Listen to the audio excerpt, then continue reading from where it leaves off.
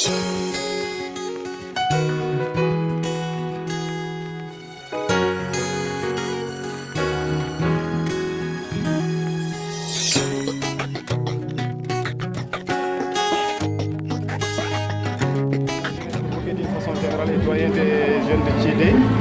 a toujours la volonté d'accompagner la jeunesse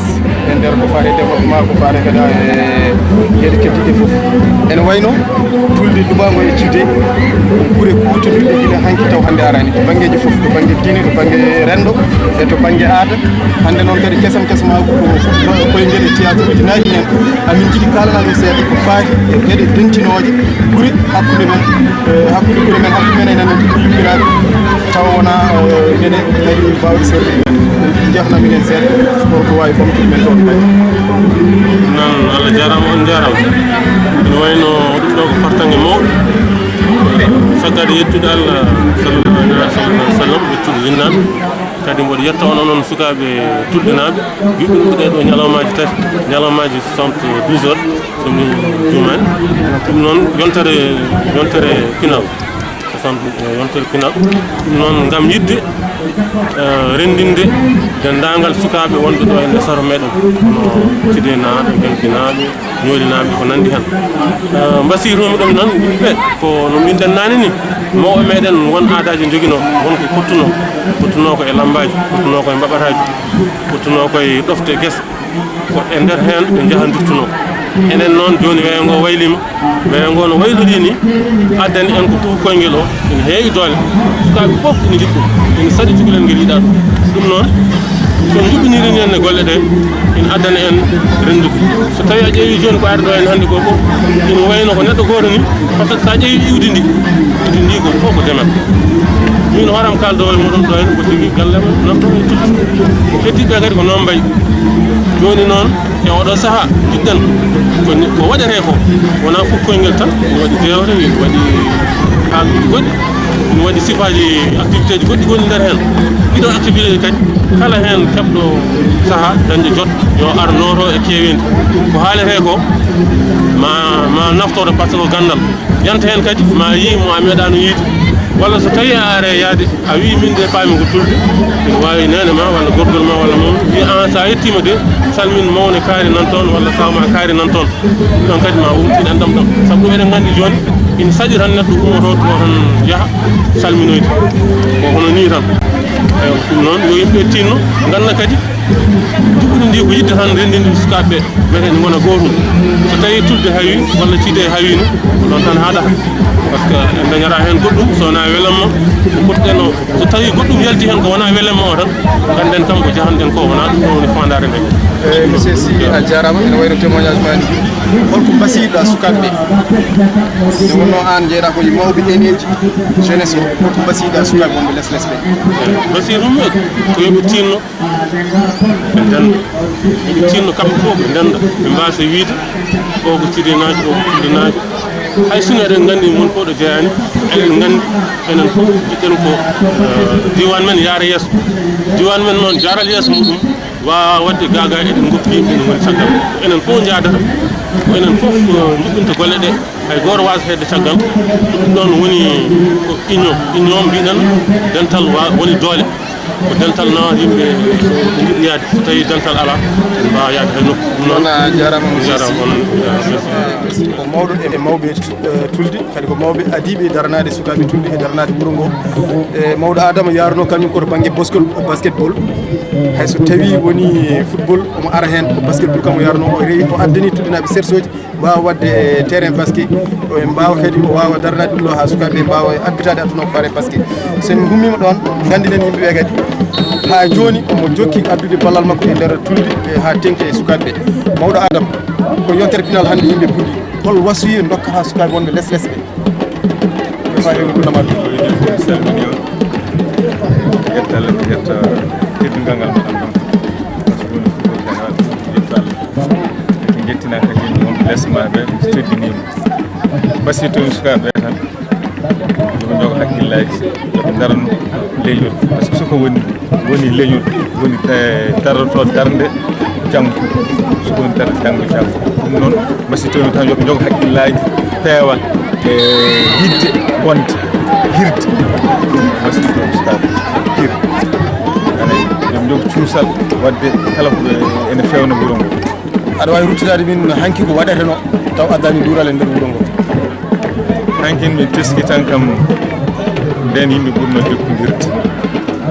endam no huleteno sa wi cukalel woppu tan woppata par ce que hulata ko janggo hade jinnaɓe ɗum tan tinde ene aɗa bonni e leydi e ko wayi hono noon teski non mawɗo adama jarama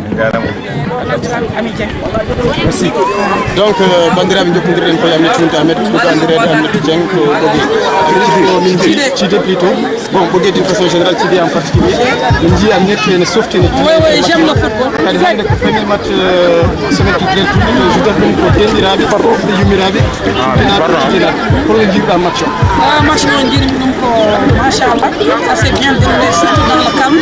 yimɓeɓe fof no pamodiri hen machallah joueur uji ont bien joué mais seulement min musi kam un certain arbitrage il y a beaucoup de fautes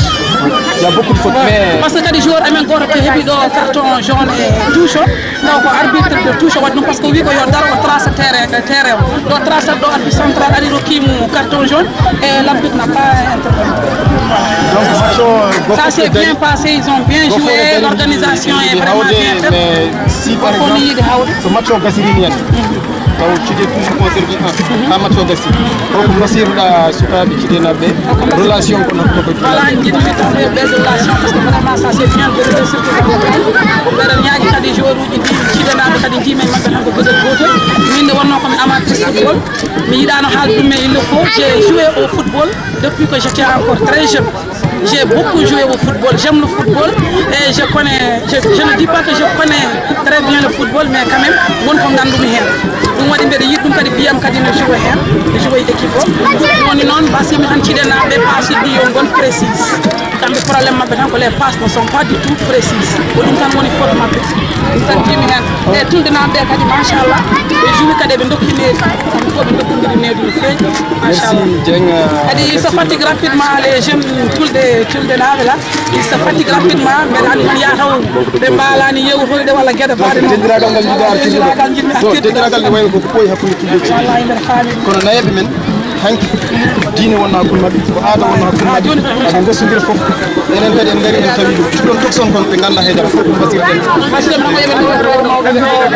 koyde mawɓe ganda kadi kala gonɗo cine ɓe jogui tanum nana tulde walla mawno walla miñum kala gonɗo ɗo kadi ko hono mo enen fof jiiɗi yumma enen jiiɗi baaba ganden kadi ko fijir tan kawrene terrain woni fijirde so serti so paari kadi ganden kadi ko fijir tan wonno waji tan kadi aussi c'est à dire ko fate match o kam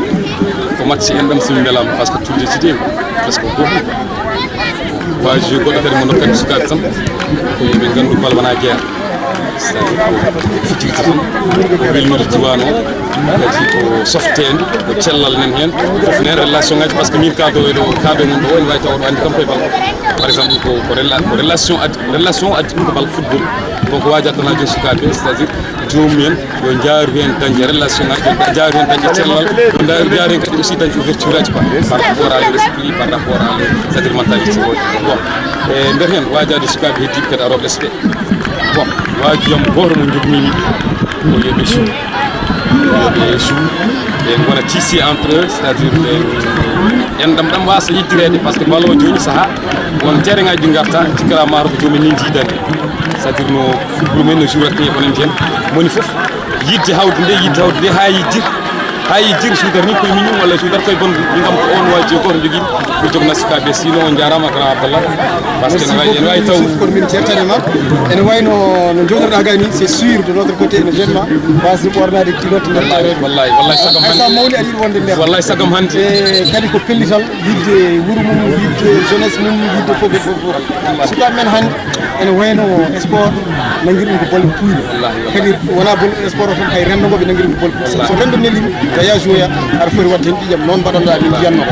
ga nder terrain ka mbaɗude kono sa yalti terrain kadi ka neɗɗo yimɓe holko mbasorɗa yimɓe kadi on banggue bon kañum marowankani ko yawta fof tan yawtu kalɗa ko tikko gonga par ce que jooɗimi o ɓeyde ko gatode bal hono ko yaade mbiɗa wuurdo e suudu so neɗɗo ene tiira mi naayo neɗɗo so fawe hoore mi naayo wone ñemtinde ene wayno min jokima ko par ce que min wonde gardiɗo fedde sukaɓe cikanaɓe min jiiɗi kalnamin seeɗa hol jottodiral foti wonde hakkude sukaɓe guure diwan ɓurɓe fof ha tengti bon mi weltima e noddama man kadi mbeɗa yettamo noon fewi sukaɓe tuddila mbeɗa yetta kadi kala sukaɓe boggenaɓe wonɓe ɗo e commune o foof mbeɗa wiyaɓe kadi yimɓe foof ko bandiraɓe enen foof jiiɗi yumme baba enen foof ken sukaɓe enen foof ndendi aduna o ndendi dinguirle donc enen ñaago enen mbaɗa wasiyaji yo yimɓeɓe mbaɗa feere jaggodira jiiɗi ganda ko kañumen jiiɗi yumme baba activité ji mbaɗoji hakkude yimɓe jonno ɗum teddodira kormodira ko ɗum ɓeydoto yarude men yeeso ko ɗum ɓeydata pinal men yarude yeeso ko ɗum kadi waɗata ɓamtare guure men leyɗele men gaga ɗum ɗo haydara en wonta par ce que haare e cheyɗan so woni hakkude yimɓe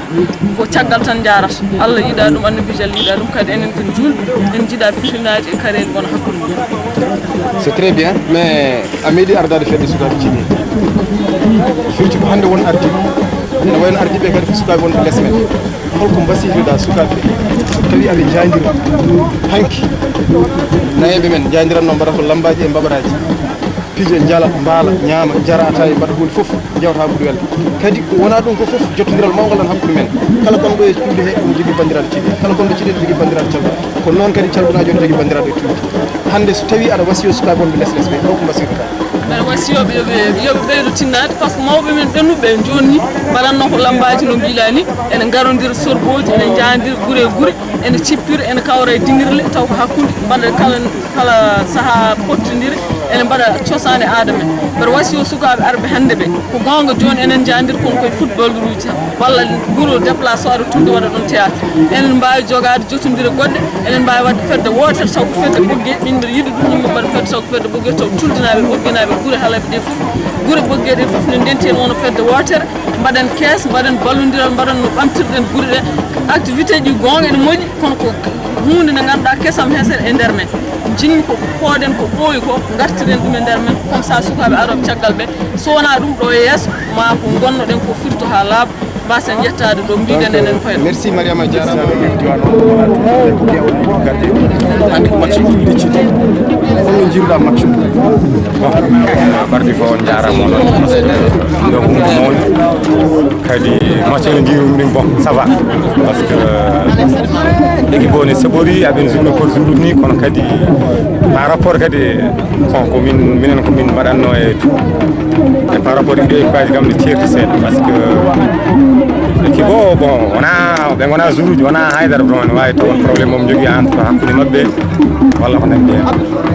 ewa kadi bon mbi sikki yimɓe fof saago men ko woto tuude ne juuɗe ciɗe ne juuɗe gangue ne juuɗe ɗum ɗo yimɓe fof jiiɗi ko yo tuude hawko bon guila match o fuɗɗi ciɗenaɓe e mairie ha 1-0 ha joni so tawi Allah waɗi match o gasiri nen est ce que on probléme le bon pour minde tan e hooram taw yimɓe mbayi kono mbawmi yama probléme par ce que ciɗe kam bon min mi joui mawon jewal duuɓi jeegom ciɗe meeɗa makkude hen bi saka hawde donc min to gommi ɗo ga min to gommi ɗo kaldiren ɗo wawa darade Allah e mette ko ciɗe marqué tout komi haalani aɗa jogui sehlaɓe ciɗe aɗa jogui bandiraɓe ciɗe hay so tawi woni ciɗe hawi match o est ce que ɗum kam mataw jouera e cehlagal ma e ciɗe naɓe jouera kadi bandiraɓe ma ciɗe non ɗum bonnata hakkude men mabɓe ko sport so arbitre waɗi street fin gasi heddoro hakkudam e hooram e hakkudam e yimɓe wuuram mais hakkudam e anniversaire ɗum yappade probléme kadi ɗum ɓe sigi yimɓe foof gasi heddoro tan ko hakkude wonno ko continue quoi ɗum hakkude men enen e nder koye men e nder wuuro he mette ɗe tout ça kadi ɗum kadi ça arrive toujours par ce que enen sen kawi ciɗe kadi wawi wonde kadi probléme e ciɗe donc merci bien ka découragé bon sino ko an wonanno est ce que ma joue a wawa mais y a pas de problème ciɗenaɓe tuna fof gotum hay sinno match o gasi ciɗenaɓe koy je pense que y a pas de problème quoi fof ko ɗo haɗa he terrain simi bon la ilaha illallah to raw min namdoroma ko fare classement holno jiruɗa classement paraɗo ɗo ene par rapport à ce match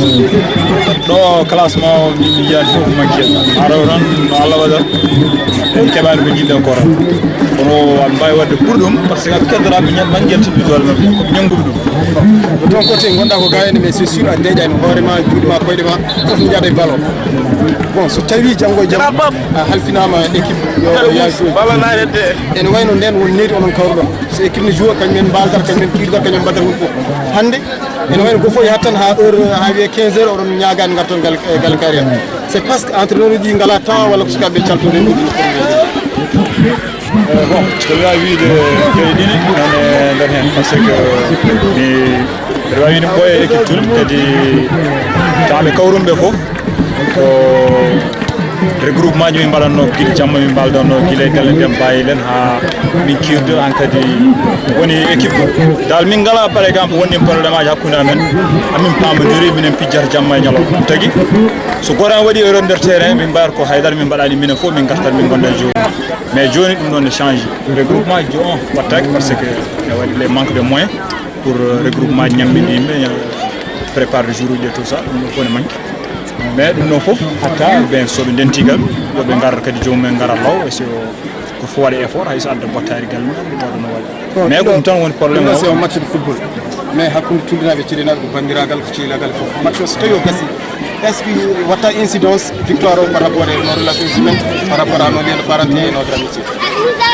bon sahaji tan ɗum filtata sibo so neɗɗo hawama tan ene foti mettide so tawi ko ngilgu ɓerɗo jogui